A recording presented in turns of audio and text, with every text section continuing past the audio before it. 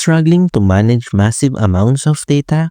That's where Databricks comes in.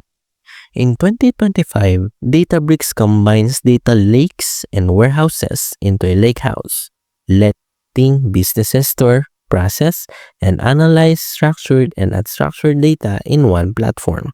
With AI and machine learning integrations, teams can generate insights, predict trends, and build data-driven applications faster. The real power is scale and flexibility. Databricks handles huge datasets and complex analytics, but it can be overwhelming for small teams without data engineers. For enterprises, it's a game changer. For beginners, it takes time to master. So is Databricks Lakehouse just hype or a real solution? For big data teams, it's both powerful and essential.